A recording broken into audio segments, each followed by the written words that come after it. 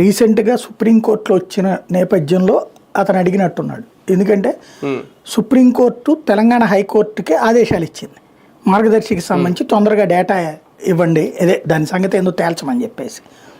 ఎందుకని ఉండవల్లే అక్కడ వేసినటువంటి పిటిషన్లో ఛాలెంజ్ చేశారు ఉండవల్లతో పాటుగా ఇప్పుడు ఆంధ్రప్రదేశ్ ప్రభుత్వం.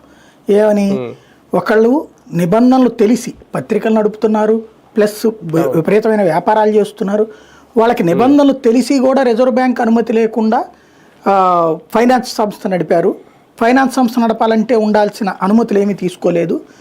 ఆ మొక్కని ప్రభుత్వంతో మేము ప్రశ్నించినప్పుడు కూడా హిందూ అవిభాజ్య సంస్థ కిందన కుటుంబ సంస్థ అని చెప్పారు.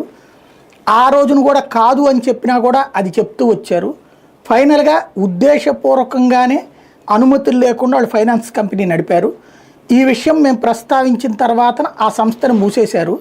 అంటే తెలిసి 8 సంవత్సరాలు ఏమో ఆ సంస్థ నడిచింది, తెలిసి తప్పని తెలిసి నిబంధనలకు విరుద్ధంగా.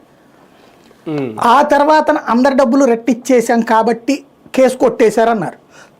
కానీ ఇంకా కొంత డబ్బులు వాళ్ళ దగ్గరే ఉండిపోయినాయి. అట్లా ఉంటుంది, ఒక ఫైనాన్స్ కంపెనీలోకి డబ్బులు పెట్టాక నా డబ్బులు వద్దని ఎవడన్నా ఎందుకు వదిలేస్తాడు, ఎలా వదిలేస్తాడు?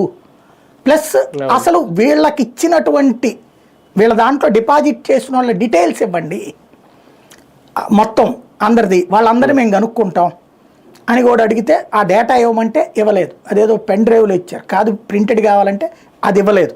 అది ఇవ్వమంటే పదే వాయిదాలు పడతా వచ్చినాయి. వీళ్ళు ఇవ్వకపోవడం, ఇవ్వాలని చెప్పడం ఇదంతా.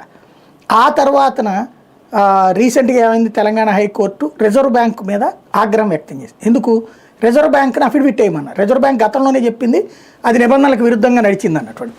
ఇప్పుడు వీళ్ళు హైకోర్టులో రైట్ చేసిన పాయింట్ ఏంటి, అలాగా ఒకసారి తప్పు చేస్తే